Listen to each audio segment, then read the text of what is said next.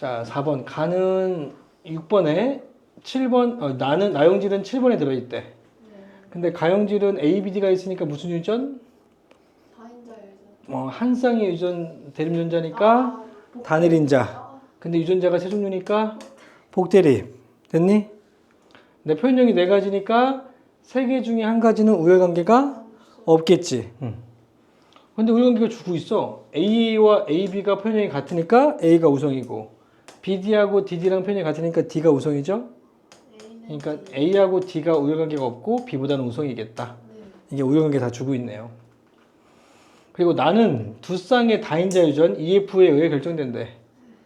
근데 가용질은 6번에 나용질은 이 두 쌍에 다 어디 들어있다? 7번에. 그러니까 연관돼 있는 거죠. 7번에. 7번에 연관돼 있던 거죠. 이거를 애들이 좀 체크를 잘 못해. 읽으면서 그 부분을 알고 있었어야 되는데 다 따로따로 문제 푸는 경우가 있다고. 그래서 P는 여기까지 AB는 가용질이고 EF가 나용질이고 근데 Q는 지금 안 나와 있죠? P는 나와 있는데 그리고 또 안 나와 있는 경우가 또 뭐가 안 나와 있니? 연관 상태가 안 나와 있죠? 왜냐하면 이게 양선 접종이면 어떤 연관 상태 또는 어떤 연관 상태일 수 있어? 상인이거나 상반이거나 둘 중에 하나죠. 그러니까 경우 수가 늘어나니까 이제 정신이 없는 거예요, 이제. 이거 정확하게 이제 풀어들도 이제 정신이 없는 거라고. 자, PQ 사이에서 나에 대한 표현형이 서로 같대. 그러면 개수가 몇 개여야 된다는 얘기? P가 지금 대문자가 두 개니까 Q도 대문자가 두 개여야 된다는 얘기야. 대두. 왜? 대투인데? 자, PQ 사이에서 A가 태어날 때 A가 나타날 수 있는 게 12가지가 태어났대. 와, 너무 많다. 자, 그러면 12가지가 되는 경우가 여러 가지가 되겠지만 우리는 알고 있는 게 다인자 유전의 대문자의 개수가 나와 있잖아, Q가. P는 지금 유전적이 다 나와 있고. 그러니까 다인자부터 좀 해보면 될 것 같아요. 그러면 이 두 개가 가능한 경우가 어떤 경우가 있니? 일단 이 두 개가 되는 경우가 동형접합. 라지, 스몰 F, 스몰 F 가능하죠? 네. 또 이 라지 F, 스몰 F 되죠? 또 라지 스몰 F, 스몰이 라지 F 이건 상인연관, 이건 상반연관 이것도 가능하죠? 또 스몰이 라지 F 전체 이 네 가지 경우밖에 없는 거 알겠니? 네. Q가 될 수 있는 건 이 네 가지 경우밖에 없다. 자, 그러면 이 경우라면 얘가 줄 수 있는 대문자의 개수가 몇 개 또는 몇 개? 한 개. 한 개밖에 못 주죠. 얘는 한 개. 한 개밖에 못 주죠. 아닌가? 두 개. 두 개 또는 0개 줄 수 있죠. 네. 얘는요? 한 개. 한 개. 얘는요? 한 개. 한 개고 한 가지밖에 없는 거죠. 얘는 두 가지고 2 또는 0밖에 없는 거라고요. 알겠니? 그러면 이 12라는 숫자가 가형질과 나형질의 표현형을 곱한 값인데 네. 경우가 3 곱하기 4거나 4 곱하기 3이잖아요. 네. 그렇죠? 근데 네 가지가 나오려면 어떻게 돼요?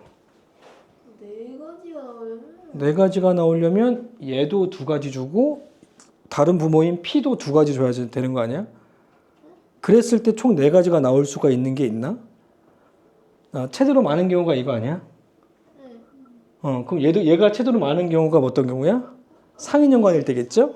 그럼 얘도 이형일 때지. 네. 그럼 이형과 이형 만나면 최대 몇 가지밖에 안 나와? 이형이랑 두 개. 아까 이형 했잖아요.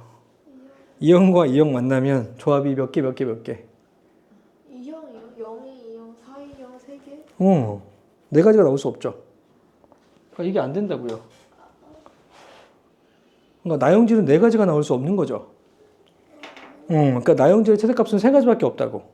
그러니까 이거라는 걸 알 수 있다고요. 알겠니? 그러면 복대립 형질의 경우에서 네 가지가 나와야 돼. 그러면 끝났죠. 그럼 이 세 가지가 되는 경우가 뭐밖에 없어? 나형질이 세 가지가 되는 경우가 얘가 무슨 연관이고? 얘가 상반이면 안 돼. 얘가 상반이면 1,1이니까 한 가지밖에 못 줘. 한 가지밖에 못 주기 때문에 얘가 두 가지 줘도 두 가지밖에 안 나와. 이 두 개의 대문자 개수를 합한 값에 대한 게 경우의 수니까. 자손들의 표현형의 숫자니까. 그러니까 얘가 두 가지 주는 경우가 상인용어밖에 없지. 얘가 상인이고 얘가 상인이면 돼요. 2형, 2형이라서 세 가지가 나올 수밖에 없다고. 네. 그래서 이게 안 되고 이거밖에 안 되기 때문에 Q도 상인 연관이어야 된다는 걸 알 수 있다고. 이 됐나요? 경우수가 별로 없다니까요. 따라서 Q는 라지 F, 스몰이 F밖에 안 돼. 얘도 라지 F, 스몰이 F밖에 안 돼. 다른 경우는 안 돼. 네. 그리고 A, B하고 얘네 둘이 만나서 네 가지가 나와야 돼. 네. 근데 우연히 아까 나왔잖아요. 네. 그럼 어떤 경우가 있으면 네 가지가 나올 수 있어?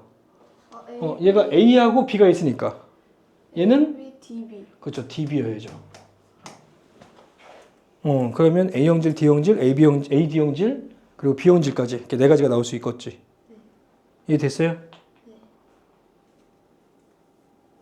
살짝만 이제 좀 적응한 애들은 눈으로도 풀 수 있다니까요.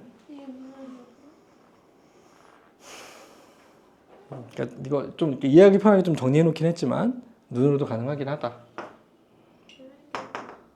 그게 이제 속도의 차이인 거지.